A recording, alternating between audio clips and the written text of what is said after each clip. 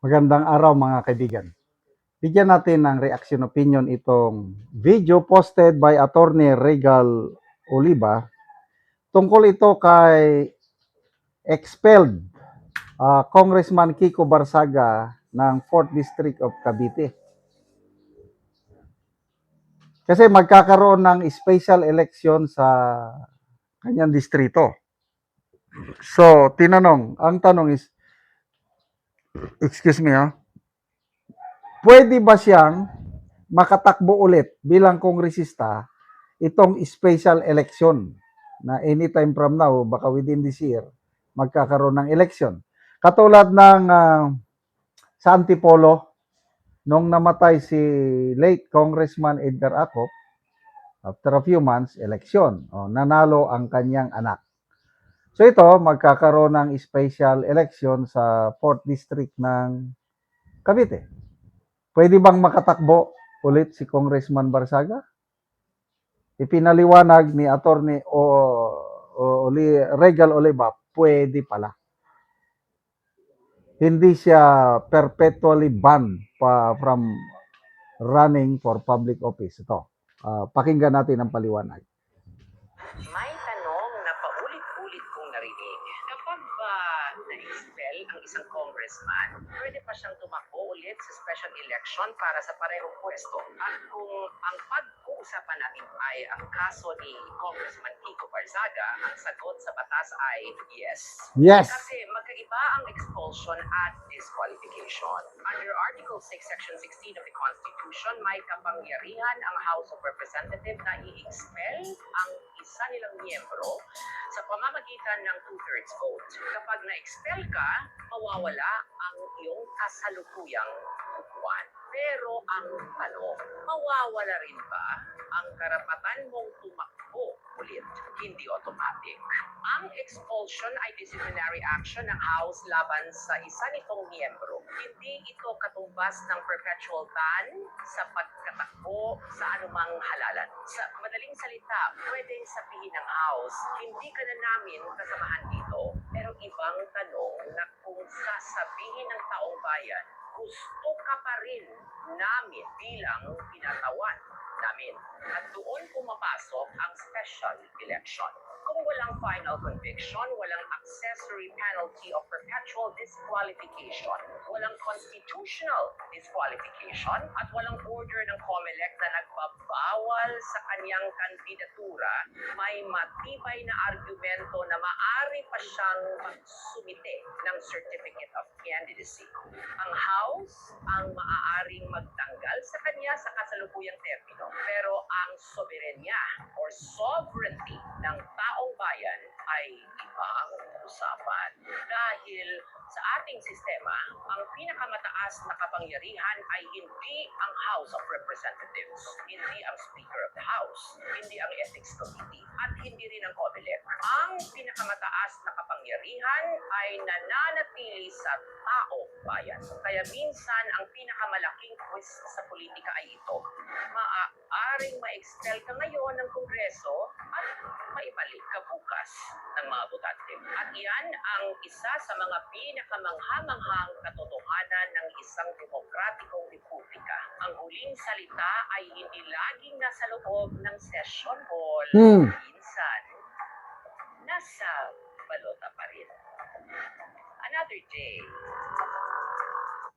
Wow!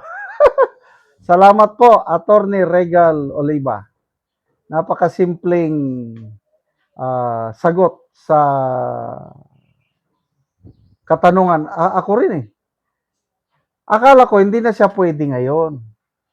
Pwede sa 2028. Ayun, pwede pala So, ano sa tingin nyo mga kaibigan? Tatakbo kaya si Congressman Barsaga ulit ngayong special election at mananalo ba siya? Magbasa lang muna ako sa mga comments Robilisa Salonga, galing nito talaga. Miguel Larak, Congressman, miyaw pa rin kami, mas maganda na ang pusa kaysa sa tuta.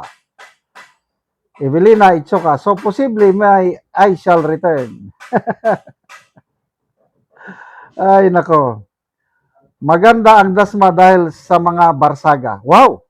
Yan rin ang narinig ko eh. Ang Dasmariñas is Barzaga country. Kanila talaga yan. Ang alam ko, malaki ang lamang ni Congressman Kiko doon sa nakalaban niya nung last election. Minarder niya, o basta malaki ang lamang. So, ano sa tingin nyo? Dapat bang tumakbo ulit si Congressman Barsaga? Palagay ko, maganda kung tatakbo siya. It's, ano ba ito? Kung tatakbo siya at mananalo ulit, ibig sabihin, marami sa taga Dasmariñas ang naniniwala sa kanyang pinaglalaban, yung anti-corruption drive niya. Palagay ko, mananalo siya kung papayag, again, this will be a family decision. Ang nanay niya yata ang mayor sa Dasmariñas. Pag pumayag ang nanay, si mayor ng Dasmariñas nga, okay, takbo ka ulit. I will support you. Pag pumayag ang nanay at papayag din si Congressman Barsaga, palagay ko papayag siya. Mananalo. Kasi nga, maganda ang pamamalakad. Narinig ko na yan sa maganda ang pamamalakad ng mga Barsaga sa Dasmariñas. Ibig sabihin, once na suportahan siya ng Dasmariñas, ng Barsaga family, mananalo. At malaking sampal yan. I shall return. Wow. Ang sarap Kailang, tingin ko pag hindi pumayag ang pamilya o ang mama niya, mahirapan siya. Kung siya lang kandidato on his own, mahirap. Kailangan ng Barsaga family support. Kung hindi siya patakbuhin ng Barsaga family, I believe, may kandidato ng Barsaga. I don't know, may kapatid ba o...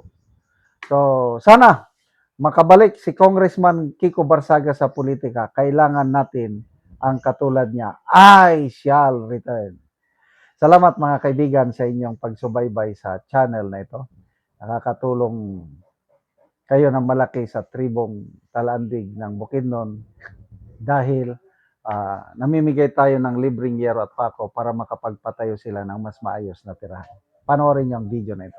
Ni anak ko diri sa gipatindog nga balay ni Janmel nga taga Sitio Malipayon. Sumuna ni ang gipatindog nga balay nga pagaatupan karon ug mao na ni ang ngero nga gitabang nga gihatag sa iya nga iyang iatop karon.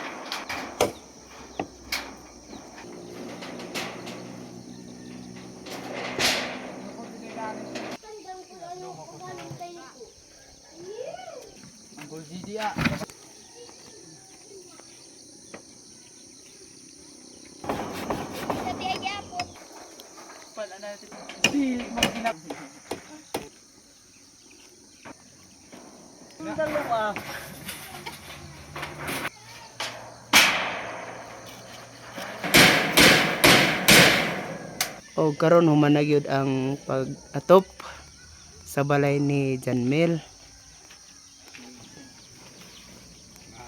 At sa Ginoo sa naghatag sa siya nagatop na gid ko sa gikon nga balay. Gipatindog nga balay. Ipatindog nga balay. Oo, so nakigpuyo lang dai ka sa imong mama. Oh. So pila na ka bulan nga nakigpuyo ka? So dugay-dugay na gyud. So karon pa ka nakabalay.